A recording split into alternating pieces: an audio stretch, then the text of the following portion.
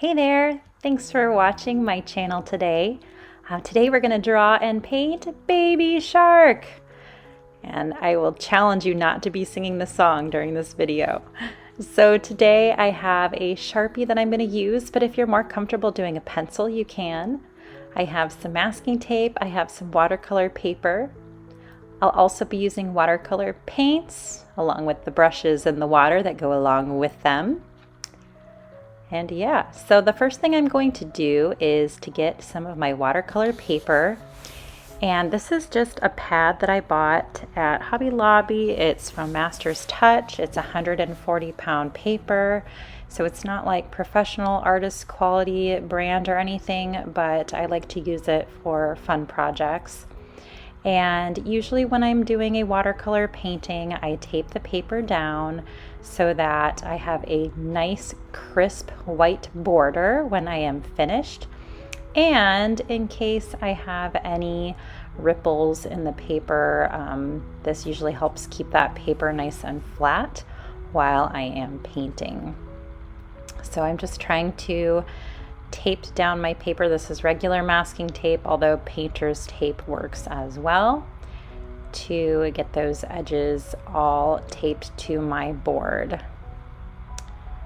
Okay, time to get ready to start.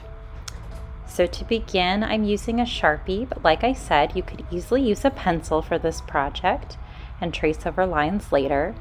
And I'm going to start with the eyeballs of the shark, and since this is somewhat cartoony, I'm going to make two giant circle eyes, and I'm going to go ahead and add the eyeballs as well and fill them in with black. And I thought it would be nice to leave little highlights in the eyes too, so as I'm coloring them in, I do want to leave little white circles on the inside of the black sections, and that makes it look like these eyes have little highlights going on in them. It just gives them a little bit more depth.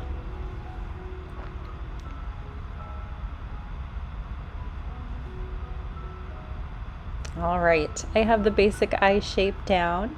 I'm having my shark look off to the right, which will be the direction that my shark will be swimming.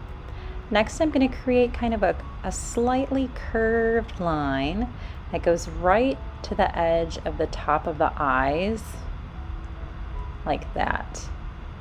And I'm going to extend it past the eyes just a little bit. So it's almost like a unibrow. It looks like one big giant eyebrow.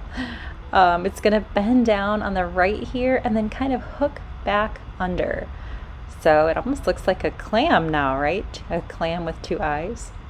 Next, I'm going to add that shark fin that we all know and recognize to tell us that yes, it is a shark. And then I'm going to go ahead and draw the shark tail as well. I'm going to curve around and down and then curve back up, but stop a little short. Then I am going to go back to the nose of the shark and add a second line. That's a nice curved line. This is going to be where the mouth of the shark is. And then I'm going to go ahead and make the bottom section of the mouth as well. And then I'm going to connect that tail to the bottom of the mouth to finish the shark's body. Now I've got this line hanging in the middle. I'll get to that in a minute. First, I want to add the rest of the mouth so it looks like it's actually an open mouth.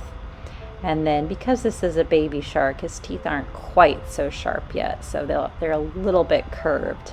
But if you want to make super shark teeth, go ahead. Next, I'm going to add a line that kind of goes in the middle of the shark's body. I'm going to add a little fin shape there. And then I'm going to connect it to that line that's just hanging in the middle. That's kind of the divider line between the light and the dark area of the shark. I'm going to add another little side fin barely off to the side here. And then of course the little gill lines so that the fish can breathe. And that is my basic drawing of the shark. You could just stop here and go ahead and paint, but I thought it would be nice to show some kind of detail in the water. I don't want to get too fancy. If you want to, you could draw in all kinds of different seaweed, maybe other fish, things like that, but I'm keeping it pretty simple today and just making it all about the baby shark, who is just as adorable on his own as ever. All right. Next, I am going to paint. So I'm getting my paints ready. I am going to be using watercolor paint, like I said. So I have it on my palette. I have a cup of water off screen, and I'm using my different size paint brushes.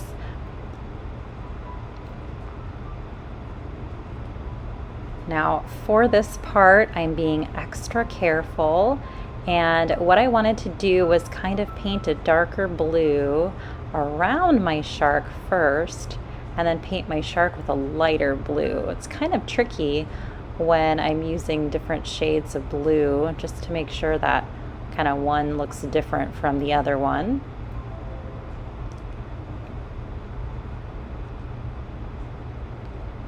But I am painting around my shark first, and then we'll go ahead and fill in the details.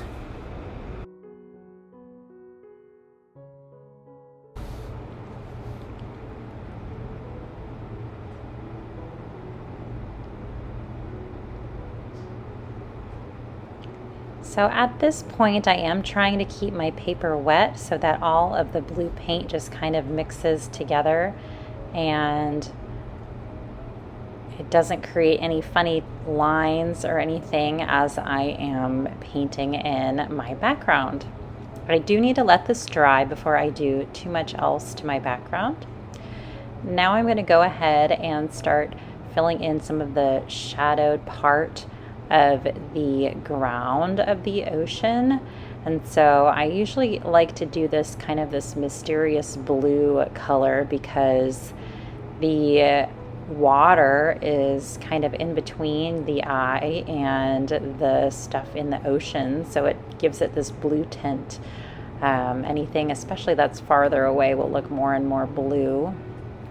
So I'm kind of just creating this line of blue, and then as it gets a little bit closer you may see more of the natural color. So although it has a blue start, I'll be adding some other color there, but I'm going to wait for now to let my first layer dry. And as you can see, I have started in on my shark, and I'm trying to use more of a turquoise blue. You could use more of a gray if you want to be authentic to the color of a real shark, but I thought it would be fun to kind of go blue, a turquoisey blue with my baby shark here.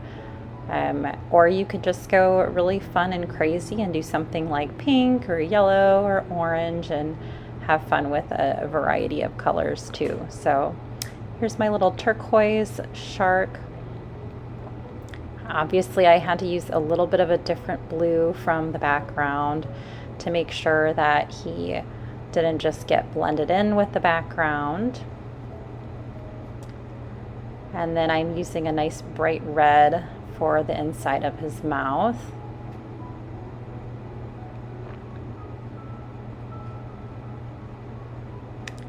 Now I'm taking a kind of a creamy color and filling in the bottom sand. And so it's okay if it still has a little bit of a blue tint to it, but I do want to give it more of its actual sandy color since it's closer to me. So I'm using kind of like this creamy white and this brown, just to kind of indicate that yes, there is some sand down here and it does have kind of a nice creamy color.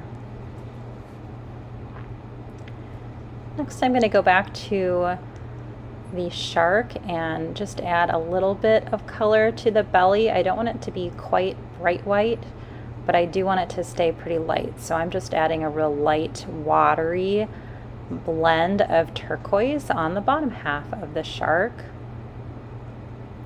You can see as I do watercolor, I like to jump around on the picture because I'm usually trying to let sections dry before I paint right next to them so that the colors don't bleed together. And that is what I am doing with this shark as well. I'm adding just a little more color to that bottom layer where the sand is.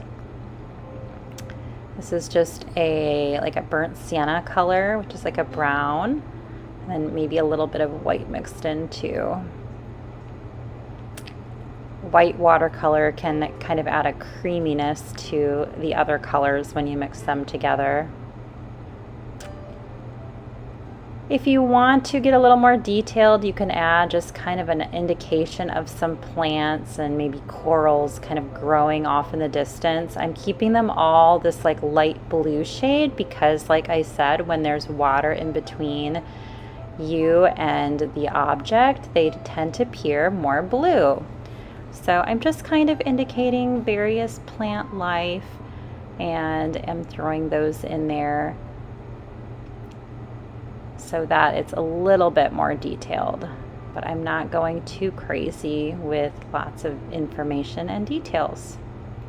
I'm going to go ahead and sign my work to make it official. I usually put an L for Lori and Ehlke. And I can go ahead and remove my tape. And this is where it's kind of that moment because I love seeing that nice crisp white border all come together. All right, I hope you enjoyed this baby shark tutorial and I hope you give it a go as well. Let me know how it turns out and if there's anything else that you want me to paint. Please add a comment down below so that I can get other ideas from you on things I should be adding to my channel. And I hope to see you again soon. Thanks, guys.